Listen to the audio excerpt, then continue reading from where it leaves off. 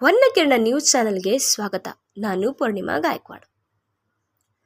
ವಿಜಯಪುರ ಜಿಲ್ಲೆಯ ನಿಡಗುಂದಿ ತಾಲೂಕಿನ ಗೊಳಸಂಗಿ ಗ್ರಾಮದಲ್ಲಿ ಮಾಜಿ ಸೈನಿಕರಾದ ನಾರಾಯಣ್ ಸಾಳುಂಕೆ ಇವರು ಕಬ್ಬು ಬೆಳೆಯುವಲ್ಲಿ ಕೇವಲ 3 ವರ್ಷಗಳಲ್ಲಿ ಅಧಿಕ ಇಳುವರಿಯನ್ನು ಪಡೆದು ಉತ್ತಮ ಸಾಧನೆ ಮಾಡುತ್ತಾರೆ. ಭಾರತೀಯ ಸೇನೆಯ ಮರಾಠ ರೆಜಿಮೆಂಟ್ನಲ್ಲಿ ಸೇರಿ ಜಮ್ಮು ಕಾಶ್ಮೀರದಲ್ಲಿ 9 ವರ್ಷ, ಗುಜರಾತ್, ಅರುಣಾಚಲ ಪ್ರದೇಶ ಹಾಗೂ ರಾಷ್ಟ್ರ ರಾಜಧಾನಿ ನವದೆಹಲಿಯಲ್ಲಿ ಸೇರಿದಂತೆ 17 ವರ್ಷ ದೇಶ ಸೇವೆ ಮಾಡಿ ನಿವೃತ್ತರಾಗಿದ್ದಾರೆ.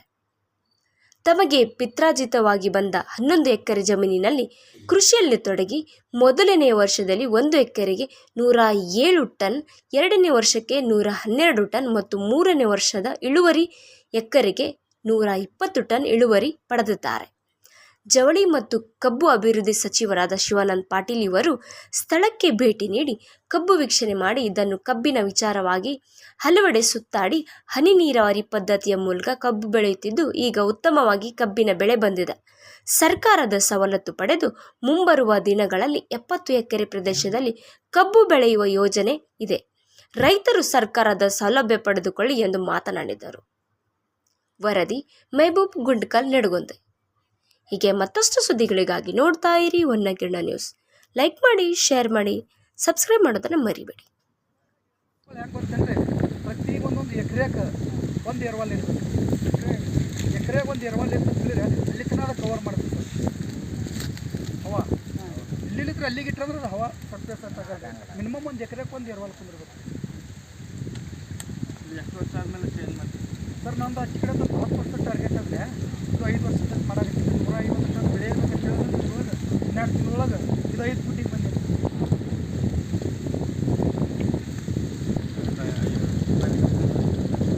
ಸರ್ ಏನಿದ್ರಾಗ ನೋಡಿರಿ, ಬೆಳೆಯೋದು ನಾವು ಹಾಕೋದ್ರ ಮೇಲೆ ನಾವು ಕೊಡೋದ್ರ ಮೇಲೆ ಕಬ್ಬು ತಯಾರಾಗಿದ್ದರೆ ಬಿದ್ರಿನ ಜಾತಿಲಿ ಇದ್ರೆ ಇದಕ್ಕೆ ನಿರ್ವಹಣೆ ನಾವು ನೀರು ಕೊಟ್ಕೊತ ನಮ್ಮ ಫಲವತ್ತತೆ ಗೊಬ್ಬರ ಕೊಟ್ಟು ತಿಳಿತಾರೆ.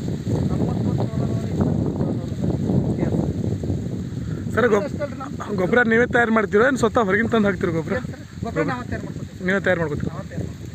ಹೊಳ್ಳಿ ಮತ್ತು ಕೋಳಿ ಗೊಬ್ಬರ ಇಟ್ಟು ಹೊರಗಿರ್ತಾರೆ. ಹಾಂ ರೀ. ಇದು ನೀರು ಸಪ್ಲೈ ತೆರೆದ ಬಾವಿ ಏನು ಕೊಳವೆ ಬಾವಿ? ಸರ್ ತೆರೆದ ಬಾವಿನೂ ಅದ ಸರ್, ಕೊಳವೆ ಬಾವಿನೂ ಅದ ಸರ್. ಎರಡೂ ಕೂಡ ಸಪ್ಲೈ ಅದಾವ. ಈ ಕೊಳವೆ ಬಾವಿ ನೀರು ಡೈರೆಕ್ಟ್ ಬಿಡ್ತಿರೋ ಅಥವಾ ಒಂದು ಕಡೆ ಎಲ್ಲ ಫಿಲ್ಟರ್ ಮಾಡ್ಕೊಂಡು ಶೇಖರಣೆ ಮಾಡ್ಕೊಂಡು ಫಿಲ್ಟರ್ ಮಾಡ್ಕೊಂಡು ಪ್ರೆಷರ್ ಗೇಜ್ ಮೇಂಟೈನ್ ಆಗಬೇಕು ಸರ್.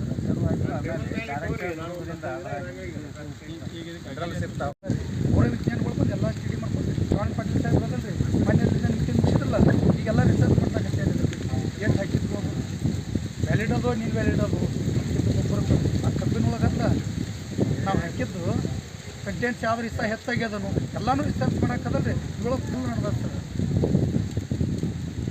ಏನು ಅದೇ ವೆರೈಟಿ ಹಾಕ್ತೀರಿ ಸರ್? ಇಲ್ಲಿ ಬ್ಯಾರೇಜ್ ಮಾಡಾಕ್ತೀನಿ ಸರ್. ಈ ಹೊಸ ವರೈಟಿ ಬಂದದ ರೀ, ಪಾಡ್ಯಾಗ ಹೌದು. PDN 15506. PDN 15506.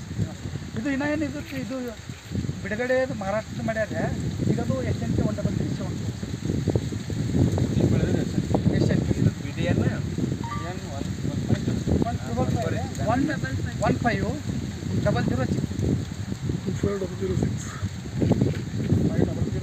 ಹಾಂ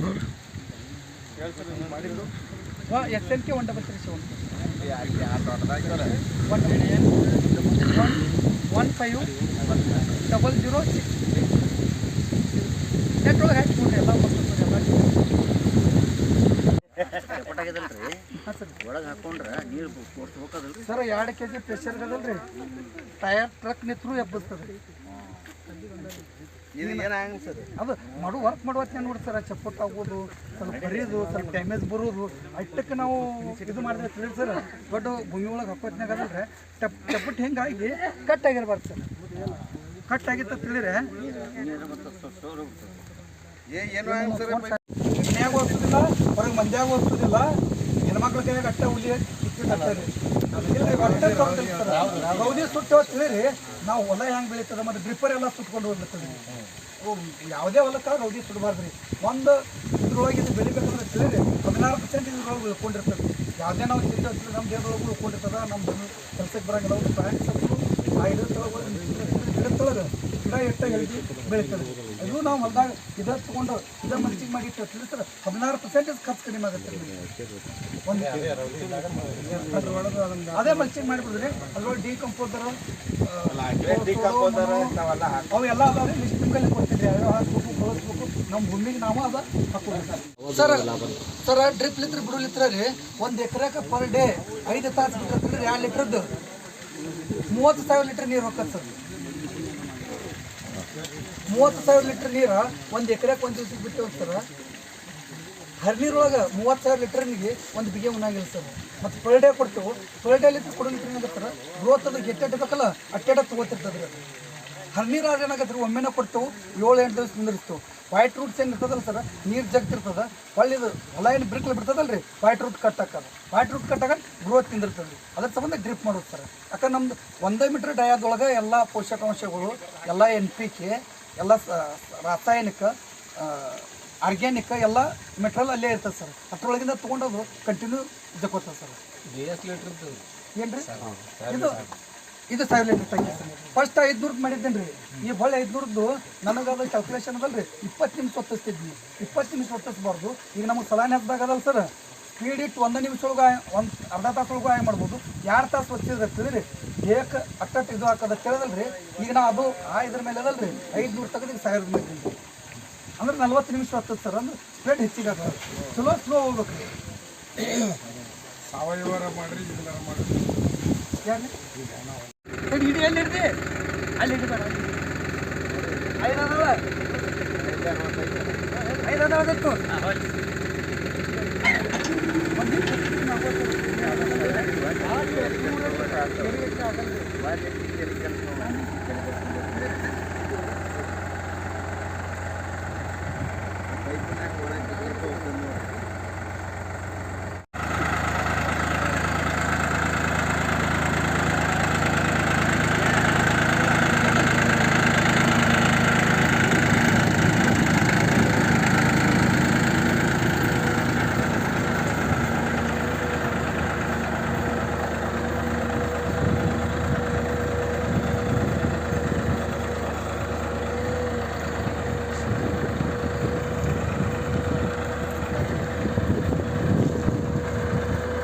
9 ಡ್ರಿಪ್ ಮಾಡೋ ಹೊತ್ನಾಗ ನೋಡಿರಿ ಸರ್ 6 ಇಂಚಿನ ತಳಗೆ ನಮ್ದು ಪೈಪ್ ಹಾಕೋತ್ನಾಗ ಫಸ್ಟಿಗೆ 6 ಇಂಚಿನ ತಳಗೆ ಪೈಪ್ ಇರ್ಬೇಕು ಸರ್. 6 ಇಂಚಿನ ತಳಗೆ ಡೆಪ್ತ್ ಭಾಳ ಹೋಗಬಾರ್ದು ರೀ. 6 ಇಂಚ್ ಆಯ್ತು ಅಂತ ಹೇಳಿರಿ ಅದು 2 ಇಂಚ್ ಮಣ್ಣು ಕರಗಿ 4 ಇಂಚ್ ಉಳಿತದೆ ಸರ್. ಹೊಳ್ಳಿ ನಾವು ಬೋಧೆ ನೆರೆಸ್ತೇವಲ್ಲ ಸರ್ ಅವಾಗ ಒಂದು 4 ಇಂಚ್ ಮಣ್ಣು ಬೀಳ್ತದೆ. 8 ಇಂಚಿನ ತನಕ ಆಗುತ್ತೆ ಸರ್. ಒಂದು ಫೂಟಿನ ಒಳಗೆ ಡ್ರಿಪ್ಪಿನ ಸಸ್ಪೆನ್ಸ್ ಇರ್ಬೇಕು ಸರ್. ಅಂದ್ರೆ ಒಂದು ಫೂಟಿನ ಒಳಗೆ ನಮ್ಮ ವೈಟ್ ರೂಟ್ ಇರ್ತಾವೆ ಕಬ್ಬಿನೂರಿ.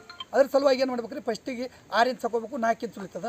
ಹೊಳ್ಳಿ ಒಂದು 4 ಇಂಚ್ ನಾವು ಮೇಲೆ ಮಣ್ಣು ಹಾಕೋಬೇಕು ರೀ. ಮಣ್ಣು ಹಾಕೊಂಡು ತಿಳಿ ಸರ್ ಅದು ಮ್ಯಾನೇಜ್ ಹಾಕದ. ಪ್ರತಿ ವರ್ಷ ನಾವು ರೌದಿ ಒಟ್ಟು ಸುಡಬಾರ್ದು ರೀ.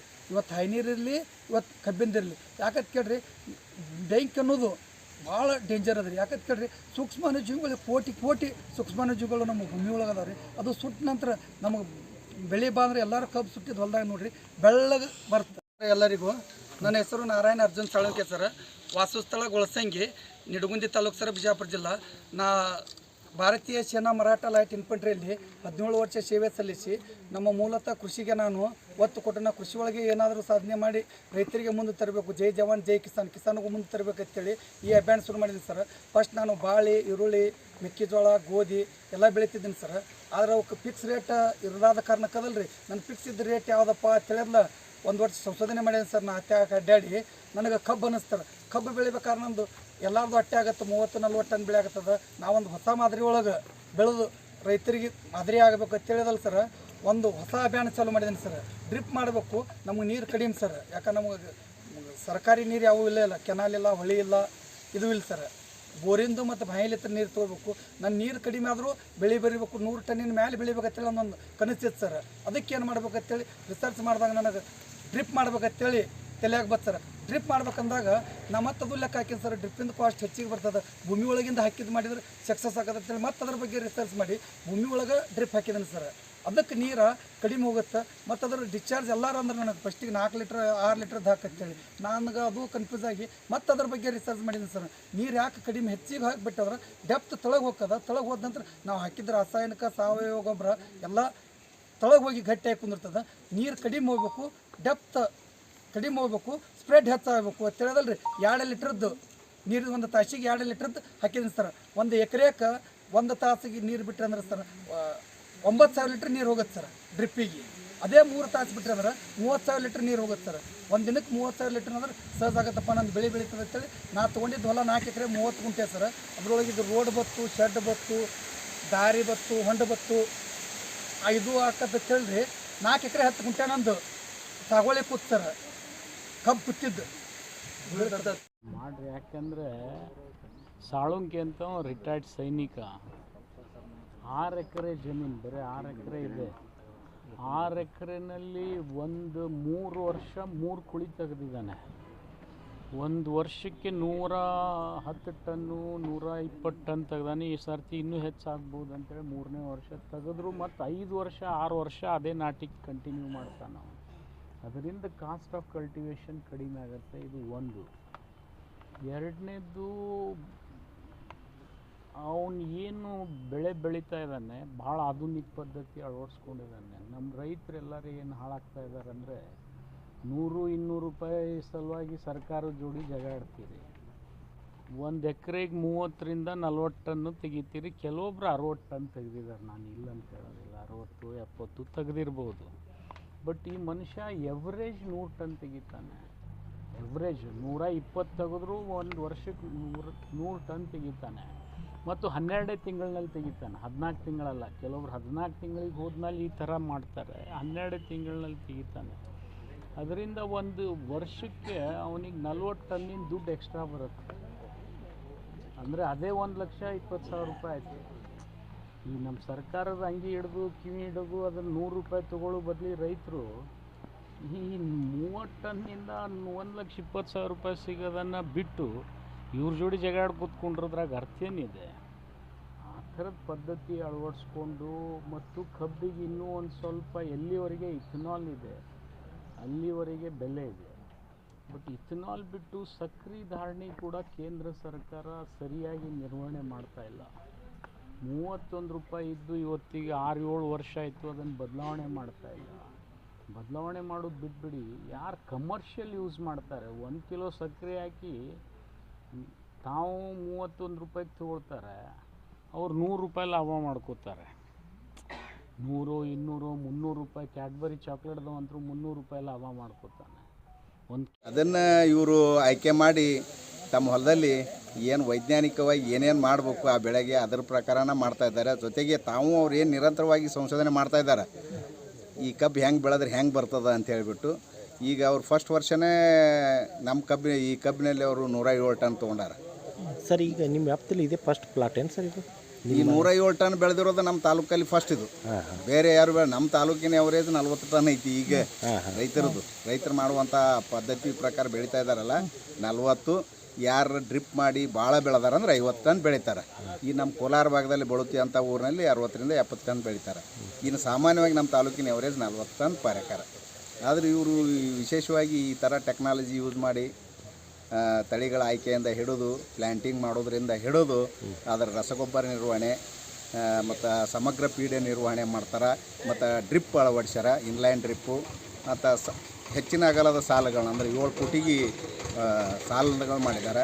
7 ಫೂಟ್ ಸಾಲಿನ ಅಂತರ, 1 ಫೂಟ್ ಸಸಿಗಳ ಅಂತರ ಮಾಡಿ ಈ ಬೆಳೆ ಹೆಂಗೆ ಬಂದದಂತ ಇದು 3ನೇ ಕುಳೆ. ಇದು ನೀವೇ ನೋಡ್ತಾ ಇದ್ದೀರಿ. ಈಗ ಅವ್ರು ನಿರ್ವಹಣೆ ಹೆಂಗೆ ಮಾಡ್ಯಾರ ವೈಜ್ಞಾನಿಕವಾಗಿ, ಆ ನಿರ್ವಹಣೆ ಪ್ರಕಾರ ಅವ್ರು ಹೆಚ್ಚಿನ ಇಳುವರಿ ತೆಗ್ದಾರೆ. ಅದೇ ರೀತಿ ಈಗ ನಾವು ಏನು 30 ಟನ್ ಬೆಳೆದು ಈ ಶುಗರ್ ಫ್ಯಾಕ್ಟ್ರಿ ಅವ್ರ ಜೊತೆ ನಮ್ಮ ಕಬ್ಬಿನ ರೇಟ್ ಜಾಸ್ತಿ ಕೊಡ್ರಿ ಅಂತ ಕೇಳೋದಕ್ಕಿಂತ 30 ಟನ್ನ ಇಂಟು 3,000 ಹಿಡೀರಿ, ಎಷ್ಟಾಯಿತು? 90,000 ಆಯಿತು. ಅದೇ 1 ಎಕರೆದಾಗ 107 ಟನ್ನ 100 ಟನ್ ಇಳಿರಿ ಇಂಟು 3,000 ಎಷ್ಟಾಯಿತು? 3 ಲಕ್ಷ. 3 ಲಕ್ಷ ಆಯಿತು. 2,10,000 ಜಾಸ್ತಿ ಆಯಿತು. ಇವ್ರು ನಿರ್ವಹಣೆ ಮಾಡೋಕೆ ಒಂದು 20-30 ಸಾವಿರ ಹೆಚ್ಚಿಗೆ ಖರ್ಚು ಮಾಡ್ಯಾರ ಅಂದ್ರೂ 2 ಲಕ್ಷ ರೂಪಾಯಿ ನಮಗೆ ನಿವ್ವಳ ಆದಾಯ ಸಿಗ್ತದೆ. ಅದಕ್ಕೆ ಈ ಥರನ ರೈತರು ಎಲ್ಲರೂ ಈ ವೈಜ್ಞಾನಿಕವಾಗಿ ಏನೇನು ಕಬ್ಬಿನ ನೀರು ನಿರ್ವಹಣೆ, ರಸಗೊಬ್ಬರ ನಿರ್ವಹಣೆ, ಸಮಗ್ರ ಪೀಡೆ ನಿರ್ವಹಣೆ ಇವನ್ನೆಲ್ಲ ಮಾಡಿ ಬೆಳೆದ್ರೆ ನಾವು ಕಬ್ಬಿನಲ್ಲಿನೂ ಕೂಡ ಒಳ್ಳೆಯ ಆದಾಯನ ಪಡೆದು ಅಂದ್ರೆ ರೈತರ ಬದುಕು ಹಸನ ಆಗ್ತದೆ. ಆ ದಿಶೆಯಲ್ಲಿ ಎಲ್ಲ ರೈತರು ಮಾಡ್ಬೇಕಂತ ಕೇಳ್ತಾರೆ. ನಮಸ್ಕಾರ ಸರ್, ನನ್ನ ಹೆಸರು ನಾರಾಯಣ ಅರ್ಜುನ್ ಸಾಳಂಕಿ, ಗೊಳಸಂಗಿ ಗ್ರಾಮ ಸರ್. ಆರ್ಮಿಲಿತ್ರ ನಾನು 2020 ರಿಟೈರ್ಮೆಂಟ್ ಆದ್ನಿ ಸರ್. ರಿಟೈರ್ಮೆಂಟ್ ಆಗೋಕ್ಕಿಂತ ಮೊದಲು ನಮ್ಮ ಪೂರ್ವತ ಒಕ್ಕಲ್ತನ ಇತ್ತು ಸರ್. ನಾವು ಬಾಳಿ, ಉಳ್ಳಾಗಡ್ಡಿ, ಮೆಕ್ಕೆಜೋಳ, ಗೋಧಿ, ಕಡ್ಲಿ ಬೆಳಿತಿದ್ದೇವೆ ಸರ್. ಅವಕ್ಕೂರ ಆದಾಯ ಪಕ್ಕ ಇರಲಾರ್ದಕ್ಕೆ ನಾ ಕಬ್ಬಿಗೆ 2021 ಸಂಶೋಧನೆ ಶುರು ಮಾಡೀನಿ ಸರ್. ನಂದು 2022 23 ನಾ ಕಬ್ಬು ಹಚ್ಚಿದ್ದೀನಿ ಸರ್.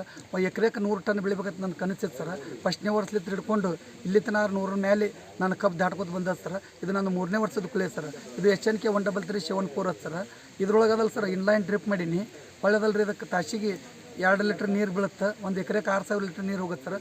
ಒಂದು ಕಬ್ಬು ಹಚ್ಚು ವಿಧಾನ ಸರ್, ಒಂದು 6 ಇಂಚ್ ಇಷ್ಟೇ ಭೂಮಿ ಕೊರೋದು ಡ್ರಿಪ್, ಇನ್ಲೈನ್ ಡ್ರಿಪ್ನವರು ಕೊರೆದು ತೋರಿಸಿ ಇದ್ರೊಳಗೆ ಕಬ್ಬು ಹಚ್ಕೋತೀವಿ ಸರ್.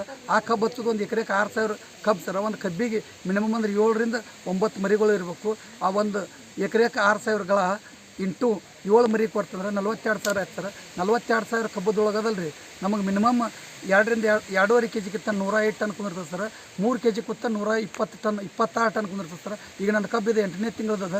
ಇನ್ನು ಈಗ ಎಲ್ಲರೂ ನೀವು ಪ್ರತ್ಯಕ್ಷವಾಗಿ ತೂಕ ಮಾಡಿ ನೋಡಿದ್ರಿ ಸರ್. ಆ ತೂಕದೊಳಗೆ 3 kg 150 ಗ್ರಾಮ್ ಬತ್ತು ಸರ್. ಅಂದ್ರೆ ಇದು 8 ತಿಂಗಳೊಳಗೆ. ಇನ್ನೊಂದು ತಿಂಗಳು ಹೋಯ್ತು, ಇನ್ನು 2 ತಿಂಗಳೊಳಗೆ ಇನ್ನೊಂದು kg ಮೇಲೆ ಆಗತ್ತೆ ಸರ್. ಇದು 4 kg ಸರೌಂಡಿಂಗ್ ಕುಂದಿರ್ತದೆ ಸರ್. ನನಗೆ ಬೇಕಾಗಿದ್ದು 2.5 ರಿಂದ 3 kg ಬೇಕಾಗಿತ್ತು. ನನಗೆ ಮರಿಗಳ ಸಂಖ್ಯೆ 7 ರಿಂದ 9 ಬೇಕಾಗಿತ್ತು ಸರ್. 7 ಬೇಕಾಗಿತ್ತು. ಆರಿಗೆ 10 ಮೇಲೆ ಇದೆ ಸರ್. ಆದ್ರೆ ಎಲ್ಲ ರೀತಿಯಿಂದ ಆಗ್ಯದಲ್ರಿ ಇದು. ಈ SNK 13374 ಗರಿ ಹಾಕಲ್ಲ ಸರ್. ಎರಡನೇದಾಗಿ ಇದಕ್ಕೆಲ್ಲ ನೀರ, ಮೈಕ್ರೋನ್ಯೂಟ್ರಿಯೆಂಟ್, ಆರ್ಗ್ಯಾನಿಕ್ ಗೊಬ್ಬರ ನೀವು ಪದ್ಧತಿ ಸರಿಯಾಗಿ ಕೊಡ್ಕೊತ ಹೋದ್ರೆ ತಿಳಿರಿ ಸರ್ 10 ವರ್ಷ ಬೆಳಿಬೋದು. ಕಬ್ಬು 1 ವರ್ಷ ಹಚ್ಚಿದ್ದೇವೆ ತಿಳಿರಿ ಸರ್, 10 ವರ್ಷ ಬೆಳಿಬೋದು. 10 ವರ್ಷ 100 ಟನ್ನಿನ ತನಕ ಆರಾಮತ್ ಎವರೇಜ್ ಕೊಡ್ತದೆ ಸರ್. ಇದು ಗರಿ ಹಾಕಲ್ಲ, ಸುಂಕಿಲ್ಲ. ಇನ್ನೊಂದು ಸರ ಶುಗರ್ ಕಂಟೆಂಟು ಇದ್ರೊಳಗೆ ಚಲೋ ಇದೆ ಸರ್. ಈಗ ನಾವು ಮೊನ್ನೆ 11 ತಿಂಗಳ ಕಬ್ಬು ಸರ್, ಇದು ನೀವು ಫಸ್ಟ್ ಬಾರಿಗೆ ಬೆಳೆದಿದ್ದೀರಾ, ಈ ಹಿಂದೆ ಬೆಳೆದಿದ್ದೀರಿ? ಇಲ್ಲ ಸರ್, ಇದು ನಾ ಫಸ್ಟಿಗೆ ಇದು SNK 13374 ಸರ್. ನಮ್ಮ ಬಿಜಾಪುರ ಜಿಲ್ಲಾದೊಳಗೆ ನಾನೇ ಫಸ್ಟಿಗೆ ತೊಗೊಂಬಂದು ಸರ್ ಇದು ಬೆಳೆಯಾಕತ್ತಿದ್ನಿ. ಈಗ ಸಾಕಷ್ಟು ಜನ ಬೆಳೆಯಾಕತ್ತಾರೆ ಸರ್. ಈ ನನ್ನ ಮಾರ್ಗದರ್ಶನ ಒಳಗೆ ಒಂದು 200 ಎಕರೆ ನಾ ಮಾಡಿಸ್ಕೊಡ್ತೀನಿ ಸರ್. ಅವ್ರಿಗೆ ಚೆನ್ನಾಗಿ ಒಂದು 100 ಟನ್ನಿನ ಮೇಲೆ ಇದೆ ಸರ್. ಈಗ ಶ್ರೀಮಂತ ಇಂಡಿ ಶಾಂತೇಶ್ವರ ಕೋಆಪರೇಟಿವ್ ಬ್ಯಾಂಕ್ ಸಂಸ್ಥಾಪಕರು, ಸಹಕಾರಿ ರತ್ನ ಪ್ರಶಸ್ತಿ ಪುರಸ್ಕಾರರು, ಅವ್ರು ನಮ್ದು ಮಾರ್ಗದರ್ಶನ, ನಮ್ದು ಕಬ್ಬು ನೋಡಿ 50 ಎಕರೆ ಮಾಡ್ಯಾವ ಸರ್. ಅಲ್ಲಿ 140 ಟನ್ ಕಬ್ಬು ಬೆಳೆದ ಸರ್ ಅಲ್ಲಿಗ ಪರ್ ಎಕರ್ ಸರ್. ಇಡೀ ಇದ್ರೊಳಗೆ ಅದು ಹೈಯೆಸ್ಟ್ ಬೆಳೆದ ಸರ್. ಈಗ ಇನ್ನೂ ನಮ್ಮೂರೊಳಗೆ ಒಂದು 70 ಎಕರೆ ಮಾಡಿಕೊಡಾಗ್ತೀವಿ ಸರ್. ಅದು 120 ಟನ್ನಿನ ಮೇಲೆ ಬೆಳೀತದೆ. ನಿರ್ವಹಣೆ ಒಂದು ಚಲೋ ಮಾಡಿದ್ರೆ ತಿಳಿರಿ ಸರ್, ಕಬ್ಬು ಬೇಕಾದಟ್ಟು ಬೆಳಿಬೋದು ಸರ್. ನಿರ್ವಹಣೆ ಹೆಂಗೆ ಮಾಡ್ತೀರಿ ಸರ್?